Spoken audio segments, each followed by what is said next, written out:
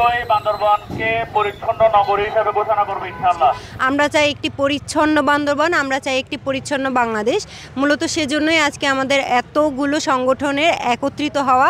আমরা আজকে মূলত গোল্ডেন টেম্পল থেকে কানাপাড়া মোড়টা পর্যন্ত এই রুটটা আমরা চেষ্টা করব আজকে পরিচ্ছন্নতা অভিযান চালানোর মাধ্যমে আমাদের এই পরিচ্ছন্নতা অভিযান শুরু করা। আমাদের পরিচ্ছন্নতা অভিযান সারা দেশব্যাপী এবং সারা বান্দরবান ব্যাপী আমরা ছড়িয়ে দিতে চাই।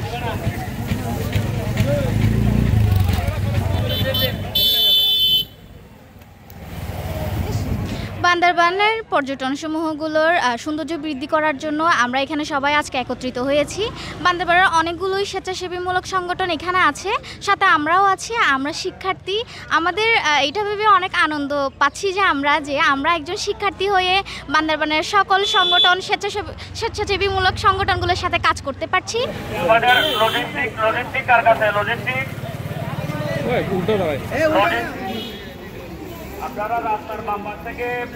আমরা প্রত্যেকটি স্বেচ্ছাসেবী সংগঠনের সাথে আমরা কানাপাড়া এলাকাবাসী পরিষ্কার পরিচ্ছন্নতা অভিযানে স্বয়ংক্রিয় অংশগ্রহণ পেরে খুশি সবাই। টানা সপ্তমবারের মতো বেস্ট টিস্যু পেপার ব্র্যান্ড হিসেবে স্বীকৃতি পেয়েছে বসুন্ধরা টিস্যু।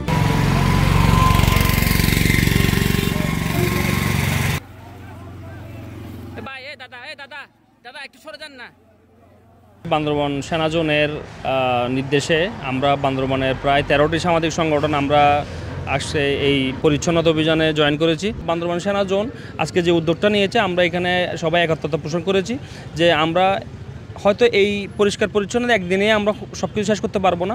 আমরা আজকে একটা মেসেজ দিতে চাই, পরিচ্ছন্নতার আমরা আজকে যেটা করে যাচ্ছি, আমরা একটা সচেতনতা তৈরি করতে চাচ্ছি। সবাই যাতে আমরা এই নিজ নিজ জায়গা থেকে সচেতন হই, পরিচ্ছন্ন হই এবং আমাদের আশেপাশের যে ময়লাগুলো আছে আমরা নির্দিষ্ট স্থানে ফেলি।